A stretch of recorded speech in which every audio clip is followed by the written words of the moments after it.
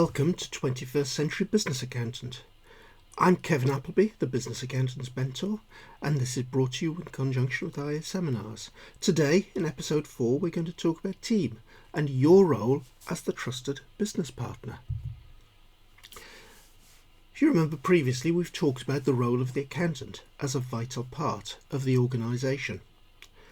We've talked about vital, meaning vision and values, insight, team, agile and leading business change, and learning new skills. So today we're going to concentrate on team and how you become that trusted finance business partner. Well, the first question to ask is, are you providing the rest of the team with useful information? What issues are the rest of your business team actually worrying about? Are they the same issues that you're giving them the information about? And what can you do to add more value if that's not the case? So what do you supply the rest of the business team? Is it the things they're actually interested in? My guess would be you'll spend most of your time talking to them about the monthly business result, or the annual result, or the quarterly result, depending where you are in the cycle. And oh yes, there's that time in the middle of the year we talk to them about budgets and bore them completely with that stuff as well. But is this the thing that they really want to hear about? I suspect it isn't. I suspect they're all busy worrying about their own areas of the business, looking how to meet their objectives, their goals, their targets, how to grow the business, how to cut costs, and so on. They're not really interested in how we did on every line of the P&L against the budget we set a year ago. The thing is, you spend most of your time putting all these routine reports together, massaging the routine information, putting the budget into the system, collecting the numbers in the first place. An awful lot of what you do isn't visible to your business team. I'd argue your real focus should be on the future and not on the past. Rather than how did we do against the budget last month, what are the actions needed to take us forward? What do these business results tell us about what's going to happen in the future? Don't look at the past, look forwards. And in fact, in the classroom, we talk about rolling forecasts. We talk about dropping the idea of having an annual budget and think about a constant forecast into the future. So at any point in time, you're forecasting 12 to 18 months forward, looking at what's going to happen against the latest position you're in, against the latest market conditions and so on. Because the fact of life is that things change. The circumstances around your business, when you set that budget, often 3 or 4 months before the year even started, aren't the same factors that are going on 9 months into the financial year. That budget is over 12 months old in its thinking. You need something different. But what issues are the rest of the business team worrying about? That's really where you should be, helping them with those issues. But the chances are, unless they're financial, they're not coming along and knocking on your door.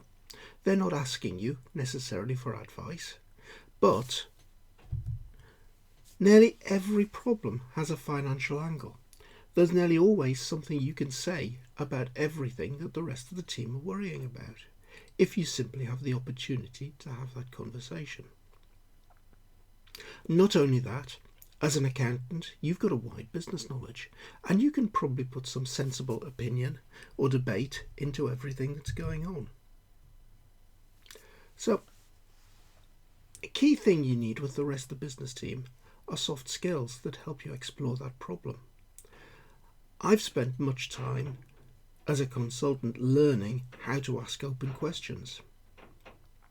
You've got 2 ears and 1 mouth, and you use them in that proportion.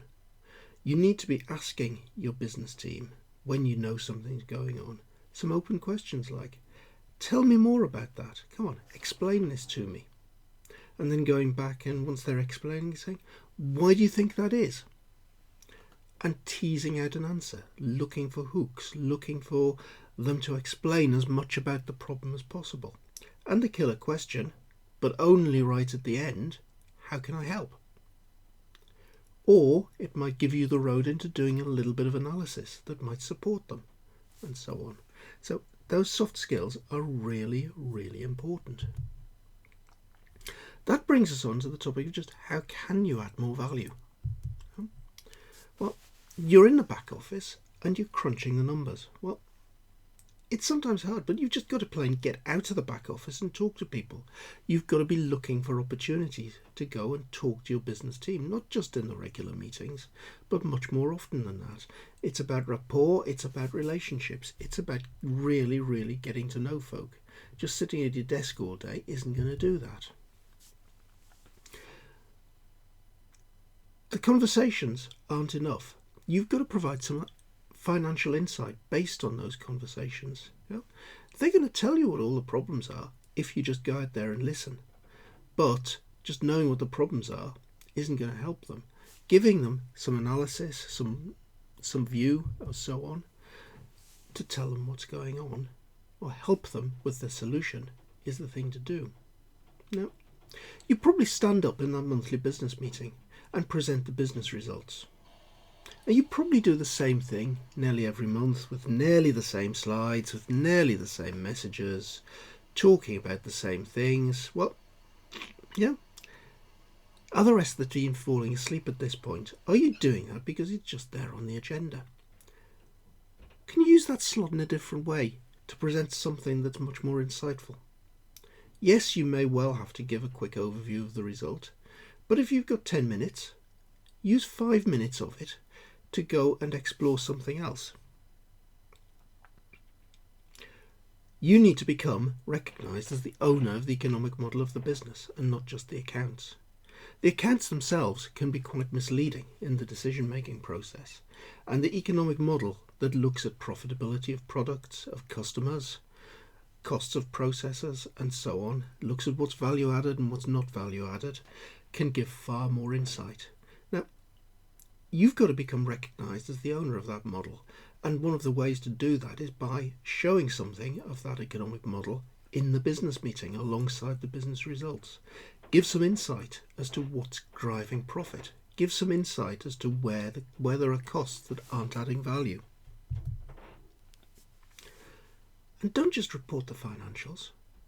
Something with a pound sign on it is nearly always looking backwards. It's a result indicator and not a performance indicator. Report the non-financials as well. KPIs are vital. KPIs link to the strategy, and we talked in a previous video about how important it is to have the right strategy to move the business forward. You need to be reporting the vital KPIs against that strategy. And the actions that you talk about, the commentary that you talk about in terms of achieving the business result and achieving what the strategy says, will be more against the performance of those KPIs than the pure financial numbers. So there's a lot to think about there. What you're doing now might be routine.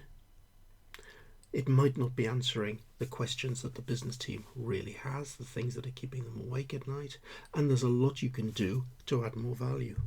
So if you want to know more, subscribe to this channel. We're going to talk a lot more about some of those issues in a lot more depth in future videos. Think about coming along and joining us on 21st Century Business Partner.